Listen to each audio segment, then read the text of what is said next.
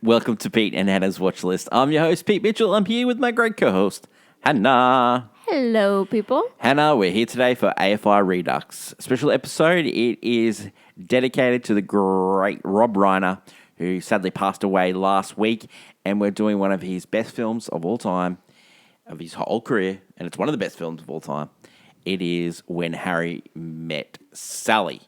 Have you seen this one before, Hannah? I have. Hannah, this movie was on the short list of movies on the AFI Top 100 10-year visited. They do a short list of 400 films that made the short list. It was also number 23 on 100 laughs. It was also number 25 of 100 passions. It was number 60 on the 100 best songs. It had to be you. It was number 33 on I'll Have What She's Having, the best quotes. And it was number 6 of all time of romantic comedy movies. Wow. There you go. Wow, number 6. Wow. Before deciding on the title, When Harry Met Sally, ... because you've got to remember, it's got ... the dots.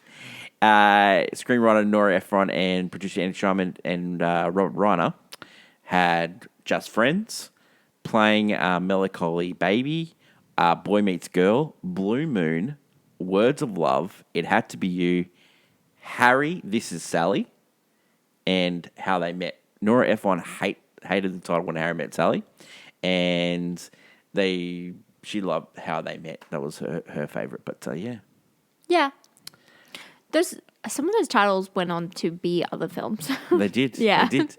Where do we watch it? We own a copy. We got it on DVD. We also have it on Apple, so we can watch it. Yeah, you've purchased it on Apple before. Research for this episode came through DVD extras. The elevator pitch. Can men and women be friends, Hannah?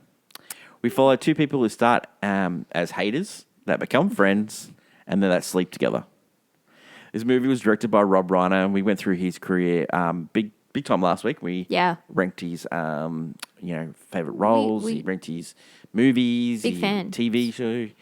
We did a whole fame, so you can catch up with that on our channel. This movie was written by Nora Ephron. Mm-hmm. It was produced by Rob Reiner and Andy Sharman, and it was done through Castle Rock, which was his studio. His studio, yeah. Okay. Cinematography was Barry Sonnenfeld.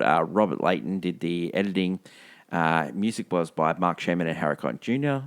It was distributed by Columbia Pictures, and it was released on July 21st, 1989.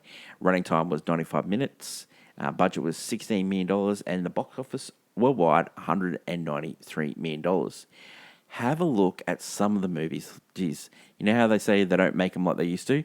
Here's some of the movies released in 1989, Hannah. Tell me. Born on the 4th of July. Yep. Little Mermaid.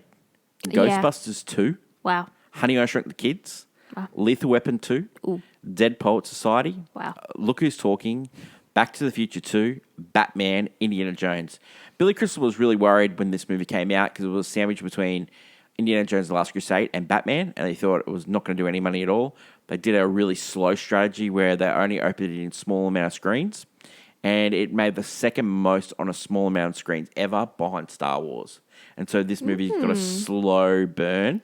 It never became number one on the box office, but it had long legs and a gross that amount of money. You can't go up against two heavy hitters like that. Yeah. And so I like the strategy. That's pretty smart.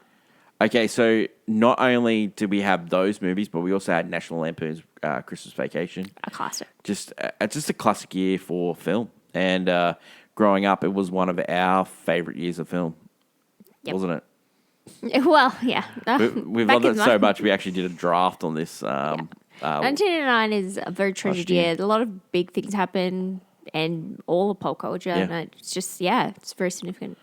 Okay, so Nora Ephron, famous writer. She was an essayist. She ended up marrying... She ended up marrying Carl Bernstein, probably Woodward and Bernstein. Oh. Noted Playboy writer. Yeah. and she ended up making a movie about their life together. It was called Heartburn, and it was directed by Mike Nichols. She worked with Mike Nichols on a few projects, including Silkwood, which was nominated for Academy Awards and stuff like that. And then met Rob Reiner. Rob Reiner had an idea, went to her about this idea. She didn't like the idea. And then over lunch at the Russian tea room, they started talking about stories. And, two friends that, didn't like each other, then became friends, then slept with each other, and then broke up. And Nora Ephron goes, I can make the movie out of that. And how she did it was like when she didn't want to write, she would just interview Rob and Andrew Scheinman, and they'd get stories of them dating, because Rob had famously been single for 10 years. He'd married Penny Marshall, and they'd divorced, and so he was famous. He thought he was never going to be single again. Never marry again. Funny story, he ended up meeting his wife, Michelle, who passed away last week as well, on the set of this movie. They went to lunch. Which is a beautiful, cute story. So Nora Ephron, famous for this movie, also famous for Sleepless in Seattle, also famous for You've Got Mail. Sleepless in Seattle, Rob Reiner was in that movie. Yeah. Yeah. Funny story that Tom Hanks was offered the role of Harry, but turned it down because he was going through a divorce himself. Thank God. So never wanted to be with anyone again. He ended up he makes other stuff. Yes. The great Nora Ephron, unbelievable. She was nominated for an Academy Award for this. This movie looks amazing, and it's down to one person, and it is not only Rob Reiner, who directed this movie, but also down to the cinematographer.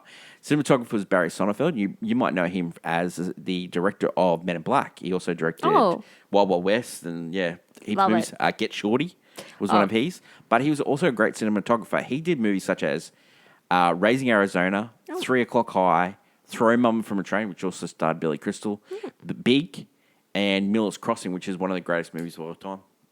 That was all Barry Sonnenfeld. So that's why the movie looks fantastic. The movie was edited by Robert Layton. Now, he long-term collaborator with Rob Reiner, but he also did Bull Durham.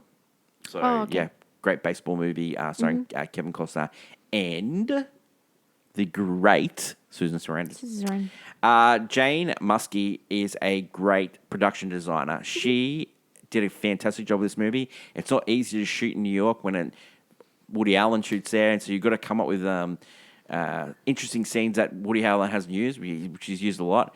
But she's a famous, especially in New York, she did Ghost. She also did Boomerang.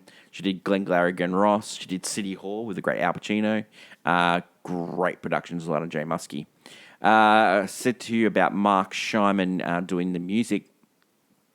So Rob Reiner was looking for something a little bit interesting, and so he thought, okay, I'm going to use standards. And then he was talking to his friend Bobby Colomboy, who was the drummer for Blood, Sweat and Tears, which is a rock band. And he recommended Harry Connick Jr. He said, God, you got to listen to this guy. He's 20 years old. He can sing like Frank Sinatra. He can play the piano.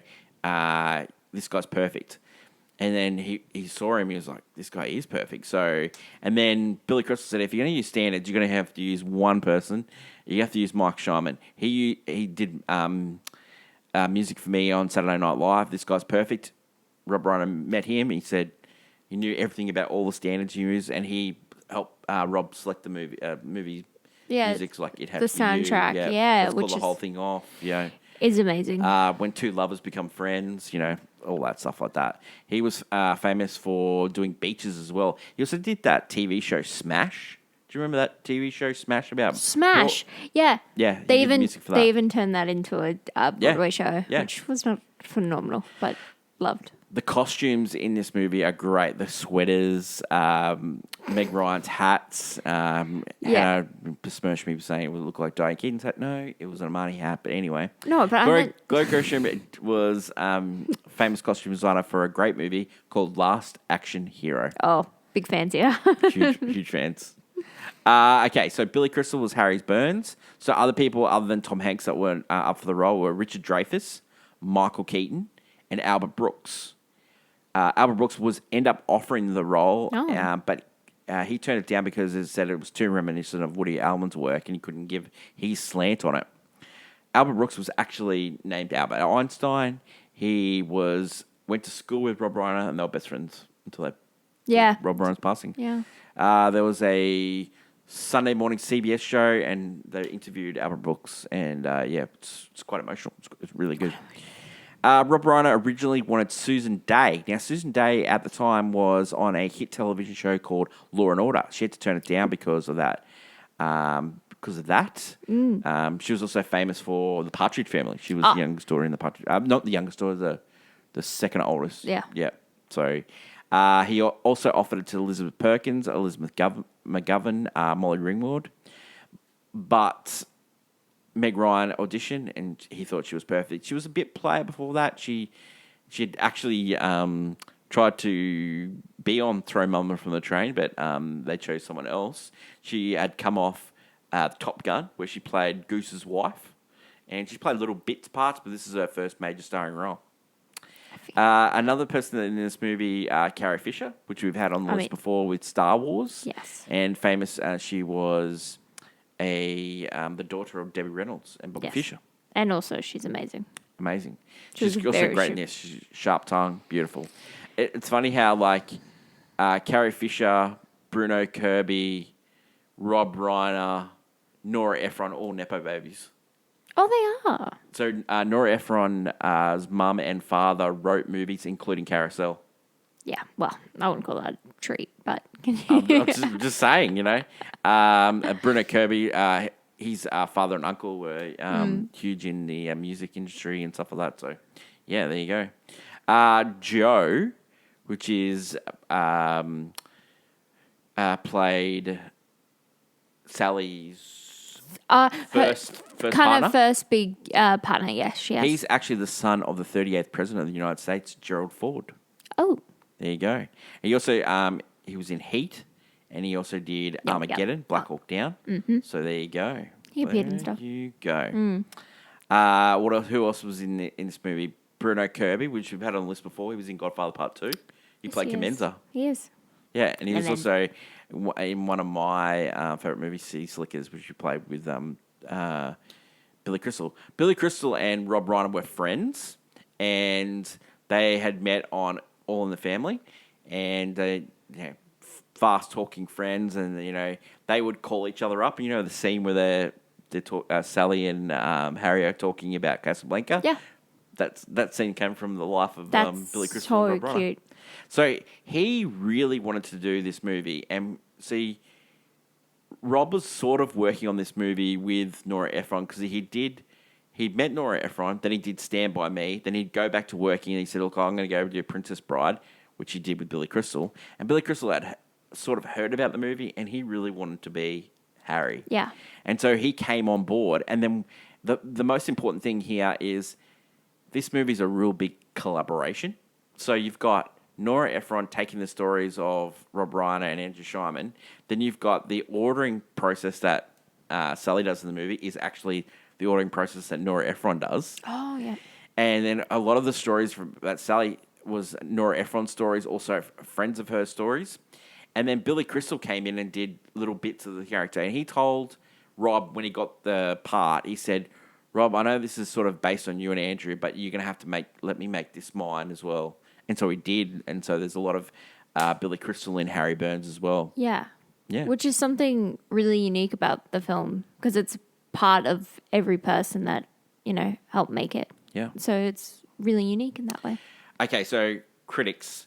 The film, led by Roger Ebert, calls Reiner one of the Hollywood's very best directors of comedy and said the film was conventional in terms of structure and the way it fulfills our expectations, but what it makes it special apart from the Ephron screenplay is the chemistry between Crystal and Ryan. In the New York Times review, they called When Harry Met Sally an often funny but amazing hollow film that romanticized the life of intelligent, successful, neurotic New Yorkers. Characterized it as a sitcom version of a Woody Allen film. God, this is brutal. All infused with an all-encompassing sense of deja vu. It was only nominated for Best Screenplay. End up losing to Dead Poets Society. Yeah. But this is a legendary, terrible year for Oscars. Yeah. So, actually, yeah, tell me about it. yeah, this is Tell me about it. so this is a legendary, terrible year. Because I was going to say the year of blockbusters, phenomenal. Okay, so But the year of Oscar, tell me. one of our favorite films on the AFI Top 100 was Do the Right Thing. Was not nominated for Best Picture. Oh, yeah. So these are the movies that were nominated for Best Picture. Yep. Drive Miss Daisy, not a great film. Born on 4th of July, great film. Dead Poets Society, great film. Field of Dreams, another great film. I love that film. And then yeah. My Left Foot, which is not a great film. Okay. So I think you could have snuck. When Harry Met Sally? When Harry Met Sally and Do the Right Thing. Do the Right Thing. I'd take out so many. Take out Drive Miss Daisy, which won, and put Do the Right Thing in there. It probably should win Best Picture. Well, and then especially Drive Miss Daisy, that does not age well. If you did a top 10 now, When Harry Met Sally and Do the Right Thing would definitely be nominated for sure. Best Director, which I think he's directing this movie, is absolutely brilliant. I'd still probably give it to Spike. Definitely, but I'm going to give you the nominees, and you just tell me if he should have been nominated or not. Mm-hmm. Okay? Right, so the nominees for Best Director, Born on the 4th of July, Oliver Stone end up winning. Crime Misdemeanors for Woody Allen, nope. No, I hated that guy. Dead Poets Society, Peter Weir, yep. Okay. Henry V by Kenneth Branagh, not great. And My Left Foot, Jim Sheridan, not great. No, not great options. Not great options. You could have had both. You could have both When Harry Met Sally and Do the Right Thing there. Right Thing there. And really, the winner of that, 100% Is the a winner makeup of that award. movie, like it should have been Peter Weir. Like Oliver Stone had already won it for Platoon. Yeah, Oliver Stone, we love the guy. He should have won it for next year for JFK anyway. It's okay. I'm just saying. It's okay. But like, I don't know. Like, yeah. No, I get it. No, Peter Weir, Peter Weir is a fantastic Australian director. Spike Lee. But like Spike Lee, I think Spike Lee should have won it for Best Picture, and he should have won it for Best Writing as well. But anyway. Oh yes. Yeah. Yeah. No, it's just a tragic year for Oscars, but I would say in the blockbuster category, man, that is like one of the best years of all time. I think it's really hard. I think I could have found a place for Meg Ryan in this as well. I really do think. Yeah, I get that too. Right, Meg Ryan's performance in this film is okay. I'll give you actresses. Pretty iconic. You've got Michelle Pfeiffer in the Fabulous Baker Boys, fantastic. I hear no Jessica bad Lange for Music Box. Okay, Jessica Lange? She's had her flowers in multiple movies. She doesn't need that. Camille Claudin for Isabel Arjan. Okay, Jessica Tandy for Drive Miss Daisy. That is a makeup award if I've ever seen it. And Pauline Collins and Shirley Valentine. I knew my mum liked that movie. Not a huge fan. Won the BAFTA. But yeah, you could have snuck Meg Ryan in there. I thought she was fantastic in this film. I really did. Yeah, well. Driving Miss Daisy. Reaction to this film recently. Rotten Tomatoes 88. Letterboxd 4.1. Great Letterboxd score there. IMDb 7.7. Too low. IMDb. Should be higher. Too low. Should be higher, Hannah. Should be higher. No. Okay. Every week we do a segment called Clickbait Hot Take. And this week I want to give you a chance to do your hot take, Hannah. Yes. What is your hot take for When Harry Met Sally? ... Okay, so I don't know if you want to bring up the soundtrack. Great soundtrack. Yeah, because I wanted to bring up the fact that this is one of those movies that has such a really great soundtrack. Yeah. And it's important that despite having like multiple different songs that kind of fit the vibe, they all flow really nicely together. It's the fact that you still keep the kind of their iconic song, like It Had to Be You, and play it throughout the movie in very subtle ways. Yep. Mark Sherman does a great job there. And yeah, it's brilliant because it's played, by two different people. Like they have different singers doing the same song. You also just have it like as a score, like in certain scenes with them together. And it all mixes well with the other, medley they've chosen. And it's so important. Like modern rom-coms need a soundtrack. Like we've gotten to the point where they need this soundtrack, almost like a musical-esque quality to it. And I don't think it's just rom-coms. I think it's movies in general. Now, well, in the special features here, I could argue something. There's the Harry Connick Jr. He re-released It Had to Be You, and they spliced in in the music video. I mean, that spliced in scenes from the actual movie. Well, that's because when you'd have music videos like chart and stuff, and then that's... What about Seal for Kiss from a Rose? That song wouldn't have been successful without Batman Forever, and Batman Forever needed that song as well. True. And it's great cross promotion as well. Like I can remember like movies like Lethal Weapon having the song Lethal Weapon. I mean, but even like you'd have like even TV shows like the Friends theme song, like that was huge. Charted too. But not only that, like in modern like I don't know if you know this, but like TikTok is very obvious. Like songs that chart, the thing that they chart from tend to chart. Like people rewatch movies the song is from, like scenes and stuff, and people give that a chance. And soundtracks are just so important, and this one has such a great one, and it's so wonderfully well done. Sometimes a soundtrack is chosen for a rom-com, especially modern day rom-coms, and they're just terrible or they're non-existent. I don't remember a single song from them. Yet this is one of those ones where I'm like, I could have this in the background. I like take the soundtrack by itself. Like it's Another brilliant. Great example of this is Sleepers in Seattle. It's a great soundtrack as well, and it plays throughout the movie and it leads up to it.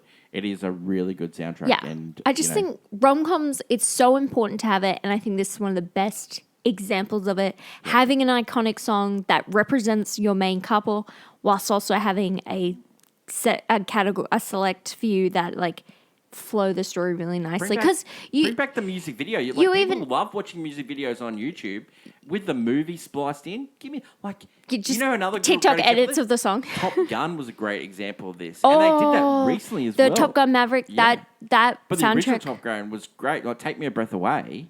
That was fantastic, and it was spliced in with the... I mean, even, like, you look at Wicked the musical, like, people were using the sounds all the time. Yeah. And so that may have even contributed to the fact that people... Give me some music videos. Give it a shot. Like, we've updated where people are starting to make dances and edits and all that stuff, and we're not celebrating music. Like, Twisters had a great soundtrack, and that fell into the romance space, and it's important to have it. Did you see any music videos for Twisters? No. No, we should have had some. I reckon it would have been great. I barely saw most of them. Most of the artists promote the songs that were on Twisters. It's weird. But the album itself was great. I just thought. No, the album itself was great. But I think it's important for these romance movies to have them. My hot take, and I think I might have used this hot take before, but we're going to use it again. Use it again? It's great. Okay, so I reckon growing up, when you watch a rom-com or a movie, and there's an actor or there's an actress and there's a couple at the center of the movie, whatever your impressionable sort of thing, that's the nature of the person that you take on.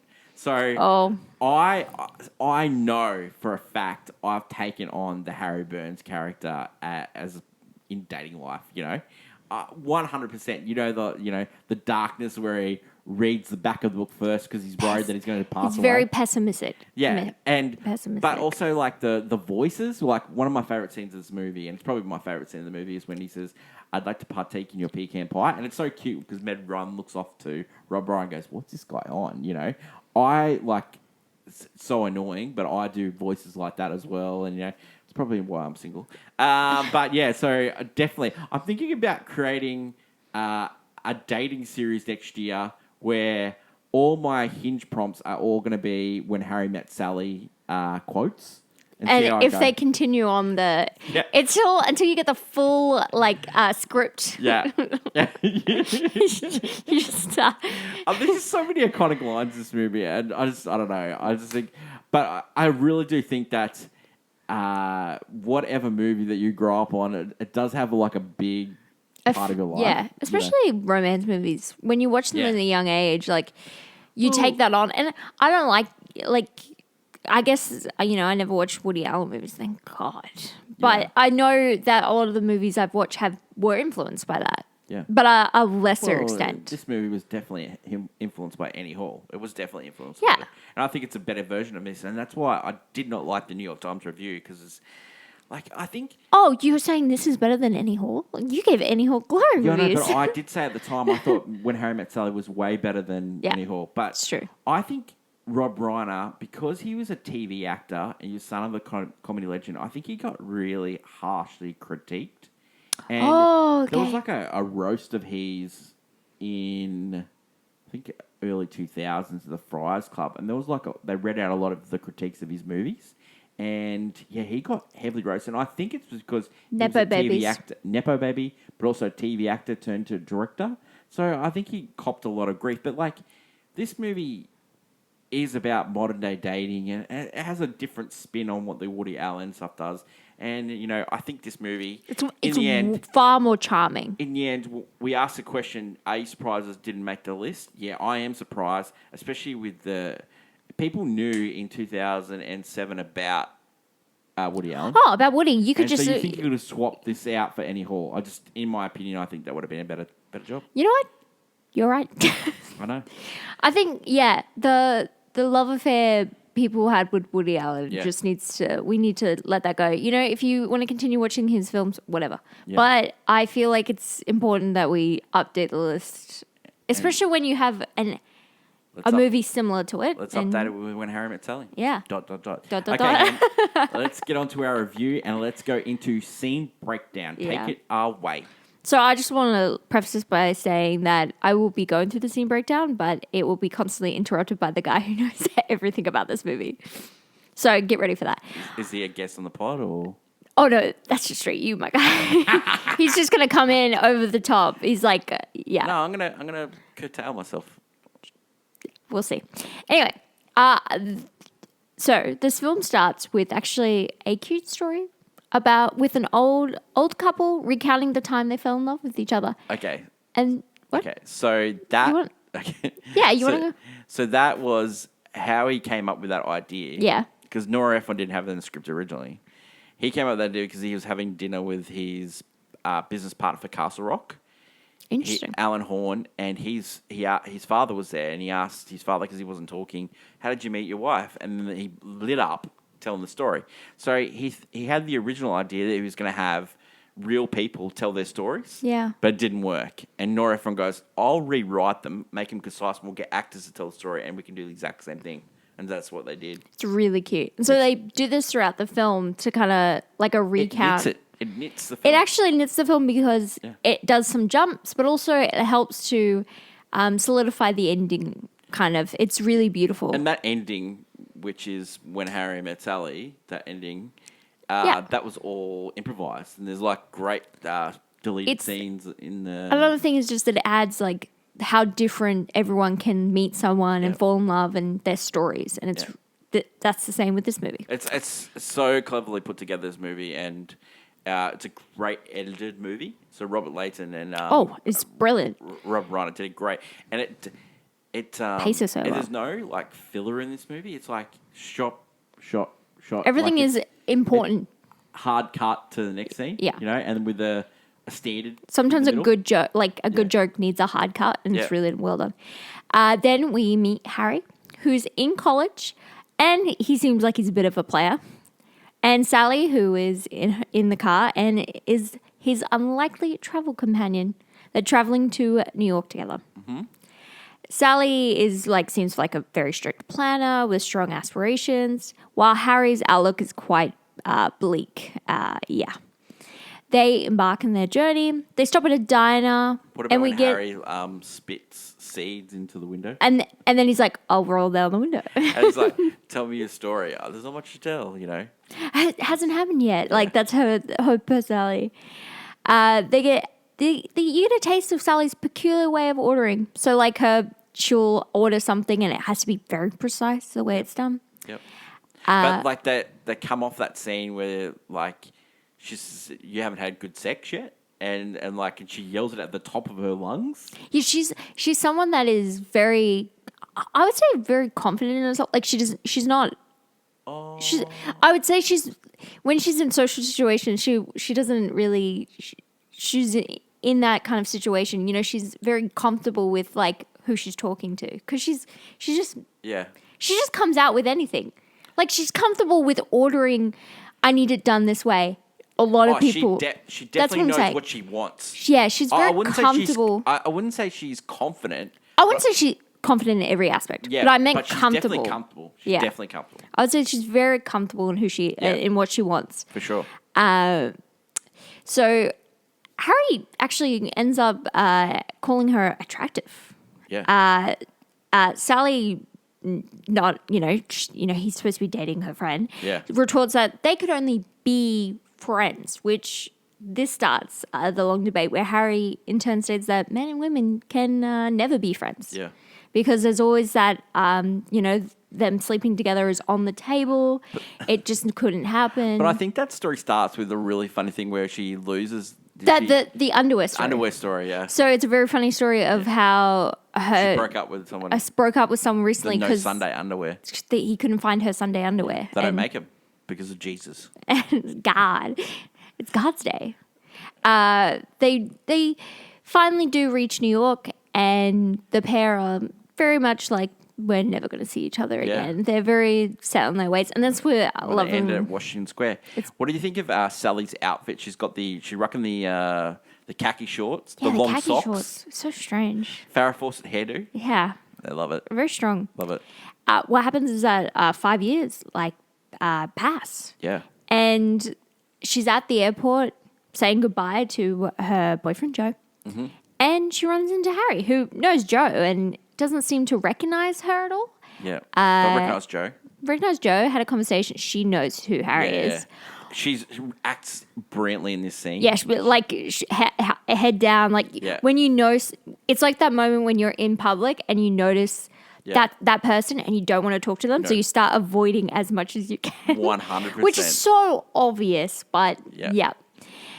However, when she gets on the plane, guess who's seated not far behind her? Yeah. Harry, who, when she starts ordering her drink a certain way, he's like, 3/4 smart juice, a splash of Bloody Mary mix, and a slice of lime on the side. Great order. They meet again, and Harry ends up striking a conversation with her.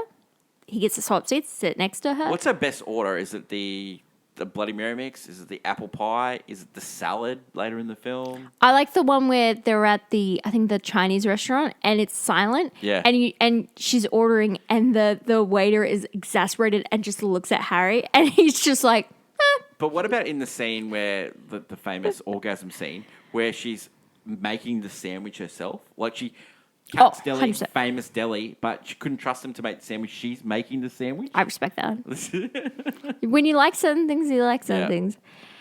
Harry is actually getting married. Mm-hmm. He's sick and tired of the same dating patterns, and he's fallen. He's good. She's like, good for you. Good for you. There's a great line in this where she says, where he says, "Oh, you've been dating for 2 weeks, and 3 weeks, because you come to the airport, when you first start dating someone, you don't do that later on in the dating." Yeah, and so it's a great, issue. I think either Larry David or Jerry Seinfeld comedy skit when it does that. It's very funny. They do leave their separate ways because, they can't be friends, of course. They're, man and woman. Another 5 years pass. Sally is actually sitting down. Man and woman. They're just man and woman. They can't be friends. Yeah.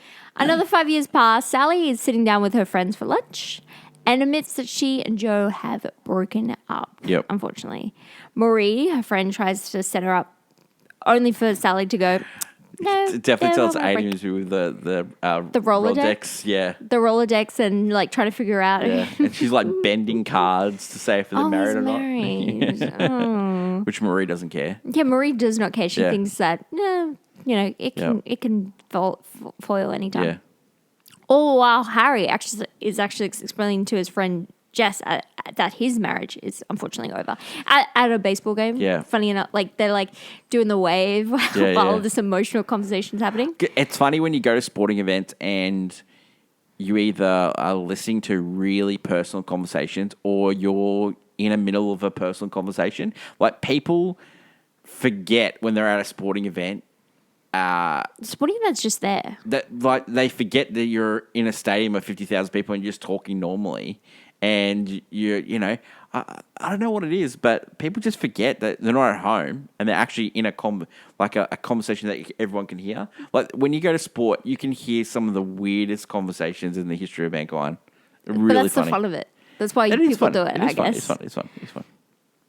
And Harry, it's definitely a pessimist about this, and he just thought it was a matter of time before it was all over, his marriage. He didn't think it was going to work out. At a bookstore, Harry actually spots Sally. He's in the self-help section. Yeah. I love that. Spots Sally, and they actually hit it off after establishing their relationships ended in failure. Yeah. And they kind of, they... Well, Harry apologizes because of the 10 year. 10 year, yeah. Yeah. Oh, that's very sweet.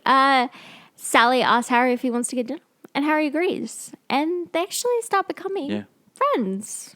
She tells a story how she broke up with the reason broke up. Yeah. That's really well acted by Meg Ryan in this movie. They have this lovely phone call of theirs, which serves as a narration during a montage. Which we talked about. That was Rob Reiner and Billy Crystal's relationship. They Very used to talk cute. to each other. Yeah. Well, they're hanging out together, even watching Casablanca on the phone together. Harry's so happy in his depression, and like Rob Reiner was happy in his depression before he met his wife as well. Like I don't know, people that are sort of depressed, but know they're depressed. Yeah. But they just wallow in it and they're happy about it. Like you can definitely tell like Harry Burns is one of those people in this movie.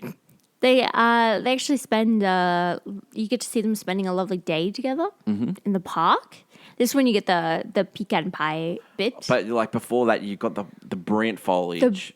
You want to talk about it's autumn, so like the orange, the yellow, her hat, which is just the gloves, great gloves. He's looking that in that scene as well. He's just wearing like a little leather jacket. Like it's just it's so beautifully. It's just everything about it's beautiful, unbelievable. And then they go to the Modern Museum, and you've seen that like means times, but just that scene where like they're improvising. The pecan bite. Yeah, I'm going to talk like this. I like to partake of your pecan bite. What have you got? A big date? Date. Yeah. But Sally says she's actually got a date later. She says, you should get back out there too. Harry and Sally actually start seeing people, and they talk about how their dates don't go well. This is my favorite scene in the movie. Like them just like casually, she's helping put a rug in his place. Yep. And they're just talking about it. Yep. Really like two really close friends. Oh no, I slept with her. Oh yeah. What about that white cardigan that he's got on? You know who stole that look? You're talking about the Chris Evans Knives Out? Yep. Yeah. 100% he stole that look. Jess, Harry's friend, thinks it's weird that they aren't together, and then they're together, but they aren't sleeping together, but they spend all their time. But Harry actually thinks he's more involved. It's a good scene there because he's fighting with a young kid over baseball, like the baseball hitting. I was here first. But like you get that, and he goes like, "I've really grown," and then he's talking about how he made a woman meow. Yeah, like it's just a funny scene. And it's well written. I can be myself when I'm with when I'm with Sally. You made a woman meow at Cat's Deli. Yeah, this is when Harry and Sally are enjoying lunch, and when Harry brings up the topic that about women he has bedded. So this is the famous. So when Rob was scene. telling the stories of him and his dating, he goes, "Well, Nora, have you got any stories?" And she goes, "Yeah, well, women fake orgasms." And then Rob goes, "Oh, well, not with me." And he goes, "People fake orgasms all the time." And then he asked all the ladies in his office, and 50% of them said that they faked orgasm. HR request, please. HR request, exactly. And so he goes, "Oh, unbelievable." And he goes, "We need to put this in the movie." And then when they were doing a read-through, Meg Ryan goes, "I can fake an orgasm on cue. Yeah, we can do that. We can do that." And Billy Crystal goes, she fakes it, and then the lady behind her says, "I'll have what she's having." And then Rob Reiner goes, "I know the perfect person to play that role." He got his mum, Estelle, to play that role. And so he told his mum, "If this doesn't work, I'm going to cut you from the film." She goes, "No, it's okay. We'll have a great day at Cat's Deli. We'll have a hot dog. We'll have a great day." Delicious. And so they did that 8 hours it took them to get that scene right. And Meg does it for the first time. And Rob goes, "No, that's not how you do it." And so he gets there, and Billy Crystal tells a story in the DVD extras where it's a 200-pound man banging on the table going, "Yes, yes, yes." Balding, sweating profusely. And then Meg goes, "Yep, leave it for me." And then she takes it from there, and you get that iconic scene. Yes. Sally, yep. She says you can fake it. Harry doesn't believe her. Sally acts it out for him. Like she goes all in. It's so good. that the women on she goes, I'll have what she's having. Yep. And it's just, that's just iconic. I would say that needs to be higher on the list. So many people say that and probably haven't even watched the movie. Yeah. It's just that kind of line. I think why this movie took off is you need a scene in a romantic comedy. An iconic scene. Iconic scene to get people, oh yeah, you know that fake orgasm scene? And so then you get word of mouth and then people go and see it. And that's why this movie became popular. I think rom-coms that are really good rom-coms that don't have an iconic scene can be still good rom-coms but don't take off. And then you have to get a word of mouth by people watching them on Netflix. A really good example of this is Definitely Maybe. That Ryan Reynolds movie where he... one where he's trying to figure it. Yeah. You're trying to figure it out. That movie wasn't successful in the movies, but it became successful in streaming because people started... It was sort of like a word of mouth campaign. But I bet you if they had a more iconic scene, that would have taken off. It had a great premise that it was a love story mystery. And, maybe if it was marketed better, it probably would have taken off. But I think it needed an iconic scene. These rom-coms need iconic scenes, and all the best ones have the iconic scene. Yeah. I'm thinking about it. Yeah, they do. Actually, when you go back through them. Yep. Yeah, modern movies do struggle a little bit. Harry and Sally actually go to a New Year's party. They're having a sweet moment until it turns a little bit awkward when they have to kiss at the end. Yep. Because they're friends. They're dancing cheek to cheek. Yeah, they're so close. And then it's like, oh. Well, you can definitely tell that Harry's already fallen in love with Sally, but he won't admit it.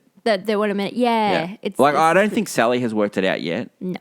But Harry because definitely... she's still not over Joe yet. Yeah. That's the thing. 100% Harry has fallen in love with Sally. That's the thing of these two is that they're still recovering from the past relationships and they haven't gotten over them. Yep. Sally actually sets up Marie with Harry and Harry sets up Jess with Sally. Yeah.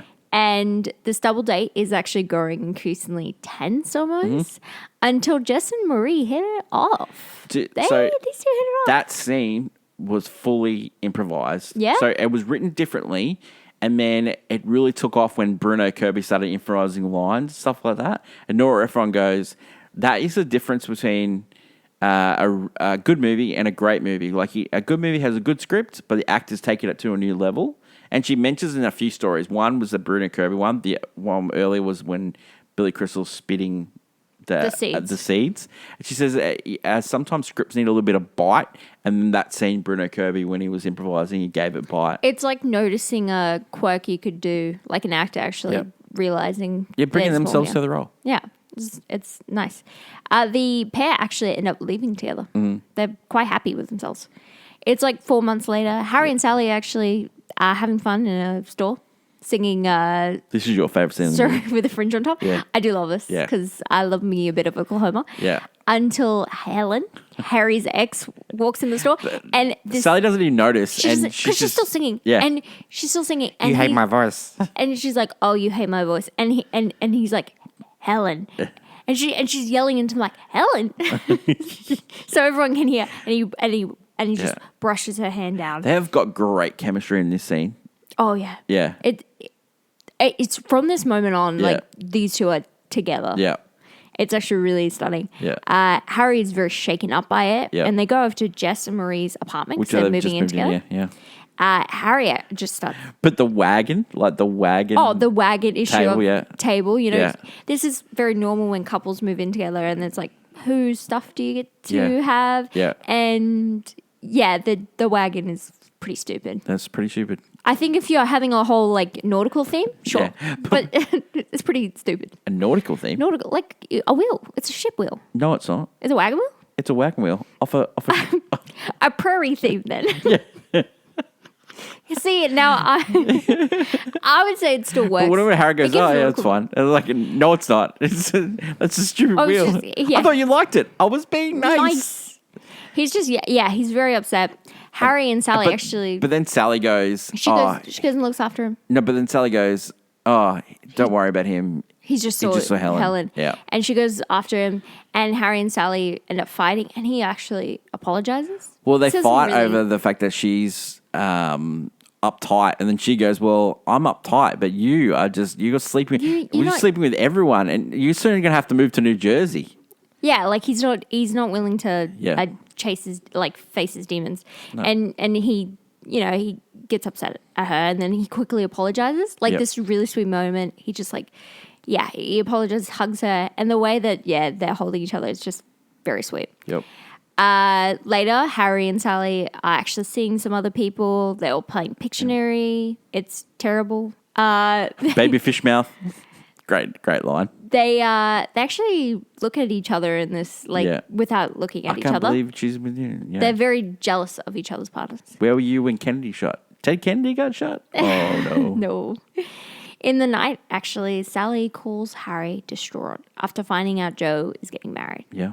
Harry goes to her side, comforts her, only for it to lead to them getting intimate. But it's like such a cute scene where she says, I'm difficult. No, you're... And he's like patting her head. Yeah. I'm her. opinionated. No, you just know what you like. You're like, it's just so cute. It's such a cute scene. And who's in the wrong there?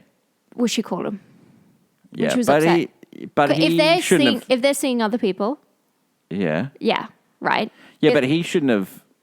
I don't know. He shouldn't have taken advantage of her, but she was also in an emotional state. Yeah. And she called him. Yeah, but he should have just said, we probably shouldn't be doing this. It's actually both of them at the same time. No, I don't know. Because you're saying it's him because you know she's in an emotional state. Yeah. And so that is true. He should have just said, no, we shouldn't be doing this. If we're going to do this, we need to do it the right way, and it's not the time. Yeah, but he wants her. That's why. That's true. You're right. Because you know that. Yep. You're like, right. He wants her. Then you get the phone call. And I think he didn't want... If he rejects her, does it upset her? And that's the thing. He doesn't want to do that. But like if he would have said it like that, if we're going to be together, this is, we should do it the right way. That's the thing. You never know how it's going to go. But he really wanted to. And like when they wake up, when they just finish sex and his eyes are like, he's like, oh, what have I done? What have I done? What have I done? Sweet Well, Jesus, what have I done? Become a thief in the night, become a dog on the road. Pretty happy with how it went. Oh, she's on cloud nine. But you don't realize that it's kind of a little bit of an act. The next morning he's rushing to get out. Yep. He's like, we'll get dinner later. Yep. Kisses on the forehead, leaves. And this is when they immediately call Jess and Marie, who are in bed together, and they have each other on the other end. 67 takes that took. Yeah. Oh, it'd be so hard because them going back and forth. Yeah. It seems like Harry and Sally just question each other. Don't a lot of movies copy the phone technique? Call? Yeah. Well, I mean, like, I guess it was popularized in Pillow Talk? Yeah. Yeah, and then from then on out, you use that kind of thing. Yeah, it's true. Especially with the multiple ones that was definitely from this. So it was used that same year. Joker here.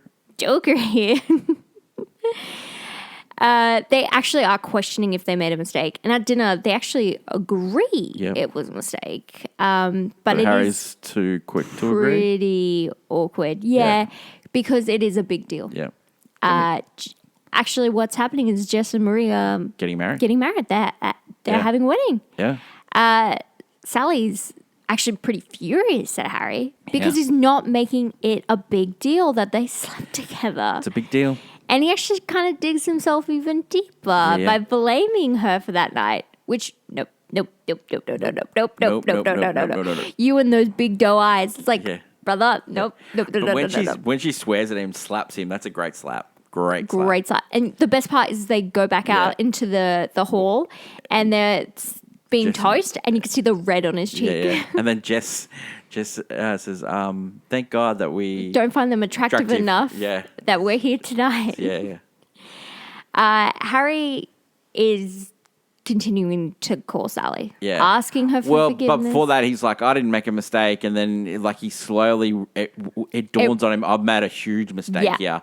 He's talking to Jess and he goes, yeah, whatever, Harry. You're right. Whatever, Harry. Yeah. Harry continues to call Sally, asking for forgiveness, wanting to celebrate the New Year's together. And then he's doing the, that little song. Yeah.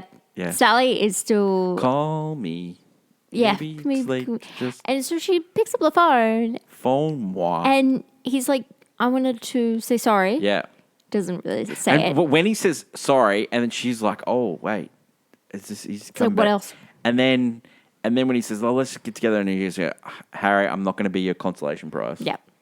She, leaving Harry actually quite dejected. Yeah. He's going out for a walk around the street, Yep. reminiscing about the good times on his relationship with Sally. And while she's at the New Year's Eve party, Yep.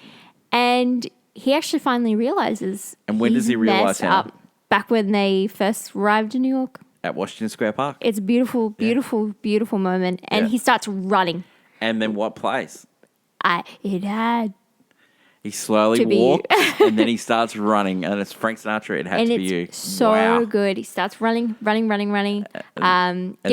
Gets to the party. Yeah. And he does. Well, Sally doesn't want to be there at the party. She's about to go. Yeah. but lucky for Harry because he's there So and they- he's confessing his.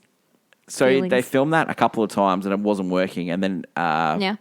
Billy Crystal added a couple of lines, and then it worked. And one of the lines was the little crinkle thing on your nose. And when I'm talking, garbage, you know, what are you doing It's there? one Like, of the- yeah, just It's the cutest moment because she's doing that because thing. she says he says I love you. And he goes, see, and like she's, no, Harry, you don't love me. You're just saying it's that just because like you, Harry. And then he says all those things, like, I love it when your perfume's on me. I love it when you're the last person I want to Yeah. talk to before I go to sleep. When you Realize that the person you want to spend the rest of your life with, you want to spend it. Yeah, you want to right, start straight the rest away. of your life right and now. then she says, "See, It's just like you, Harry." You say things like that. And it's that make impossible me to hate you. And then she just goes, I hate you, you. Harry. I really hate you. And then they kiss. And then Old Lang Syne's playing because it's New Year's Eve. Yeah. And then he goes, never know what this song's about. And then he goes on like This a little little riff. diatribe because that is definitely a Rob Reiner thing. I've heard him talk about that stuff before. That's so funny. And then at the end, She's she like- goes, well, anyway, it's just about old Old friends. friends. And then they get the little cute little scene at the end where They talk about when they married. 3 months later. Well, 12 years 12 and years three months later. had this Just huge A coconut cake and with sauce the and sauce. sauce on the side Yeah, because if it gets Yeah. soggy. Perfect. What a It's movie. Such a beautiful ending. The friends to lovers trope Yeah. mixed with a bit of they didn't hit it off, and it's so wonderfully executed in every sense of the word. Okay, so your favourite scene is Sorry when the fridge was on top. That's a great scene. I love it. It's very funny. It's also just like a really cute moment. Yep. Them together, like a strong force. Well, other than the scene at the end, which is just an iconic scene, just see, it's just like you, Harry. Like that's a great scene. But Yeah. I love the pecan pie. I love to partake in your pecan pie. Reasons to see this movie, other than the great chemistry, The great chemistry. Yep. Funny, iconic. Just soundtrack. Great soundtrack. This is a New Year's Eve movie. Great New Year's Sometimes Eve it's movie. very hard to find like good movies for certain holidays. Other than the New Year's Eve. That was trash. Reasons not to? Reasons. I don't really have a strong reason not to. I know I some think people- Billy Crystal's an acquired taste, I would say. Billy Crystal. Yeah, I would say because like people don't love the Yeah. kind of jerk guy gets the girl. Neuroses, he's batting above his average, but sometimes you wear someone down, and he's You definitely wear someone down. Well, he wore her down, 100%. With his neuroses, he wore her down. Yeah, and she thought, and the thing is, surprisingly, she thought she couldn't get anyone to love her the way because she's quirky, Yeah, and so the fact that she has neuroses too. yeah, and so Yeah. when he explains that he loves that about her, Everyone's got their one someone. Hen. Should this be on the list? Yeah. Yes, we've already talked about it. need- We're definitely surprised it wasn't on the list. You but need a good, yeah. more modern rom-com. Yeah. And you got Nora Ephron, you got Rob Reiner directing, you've got a classic Billy Crystal. Would you got love this on Meg 4K? Ryan. 4K? Yeah. Definitely. Very hard to find. I've never seen it on 4K. I don't think I've seen it on Blu-ray. The director of photography, Barry Sonnenfeld, just does a great job here. Would you watch this movie again? We watch this movie every year. Yep, It's definitely around this seen time of year. Rating for this one. All-time classic. All-time classic. Imagine I'm like, All-time classic. Oh, wow. imagine if I just go, I played on my phone. Wow. It's an all-time classic. Yeah. Next week on this slot, we are going to run the third annual Watchies. Yep. So it's the best and not so best in cinema of 2025. Yeah. We go through our favorite movie. Yeah. We go through the best hat. We go through some of the more questionable moments of movies this year. Yeah. And we try to look at most of the movies we've seen, by the way, not just celebrate the popular ones. We'll also give our top fives, and we'll also give our Just Fine award, which is for our worst movie of the year. Yeah. And we'll explain why it's called Just Fine as well. Whoa. Well, tomorrow, what's next? And we go through Avatar, Fire and Ash, and we'll also go through History of Sound, and we'll also preview the blockbuster movies coming out on Boxing Day, which is the huge release of Christmas movies here in Australia. Yep. That is my lovely co-host, Hannah. Long live cinema, and until we meet again, it's bye for now.